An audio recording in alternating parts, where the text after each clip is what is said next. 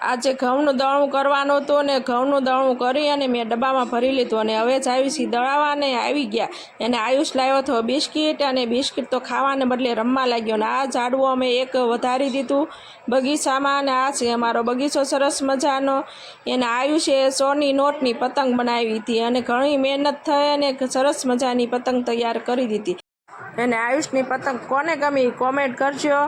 અને પછી બપોરનો સમય થતાં મેં મારું મિશન સંભાળી લીધું અને પાણી ઉકાળી અને મેં ગાંઠિયા નાખી દીધા. ગાંઠિયાનું શાક તૈયાર કરી નાખ્યું. અને પછી મેં એક બાજુ રોટલા બનાવવાનું તૈયારી કરી લીધી. આપણે એક રોટલો ચડી ગયો અને પછી બીજો રોટલો બનાવવાનો હતો. એને રોટલામાં આપણે ગરમ ગરમ ઘી ચોપડી નાખ્યું ને તો રોટલા ખાવાની બહુ મજા આવે.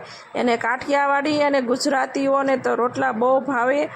એને આયુષને ફૂડલા ખાવા હતા તે મેં એને ચણાના લોટના ફૂડલા તૈયાર કરી દીધા. એને આયુષ તો ચણાના ફૂડલા તો લાય જ લે અને ગરમ ગરમ જ એને ભાવે. એને ખાઈને પછી સૂઈ ગયો સરસ મજાનો.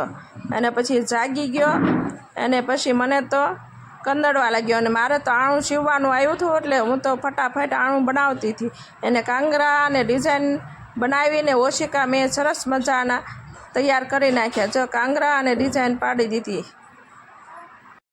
એને આવો છે મારો બિઝનેસ. અને ઓશિકા સરસ તૈયાર કરી દીધા. અને પછી આ બહુ ગરમી અને ઉકળાટ હતો એટલે અમે લીંબુ શરબત બનાવી નાખ્યું. અને લીંબુ શરબત પીને આયુષને પેટ તોડા થતું હતું. અને પછી તો કસરત કરવા માંડ્યો. અને પછી ઊંધો સીધો થયો. અને લાઈક કરો, શેર કરો અને સબસ્ક્રાઈબ કરો.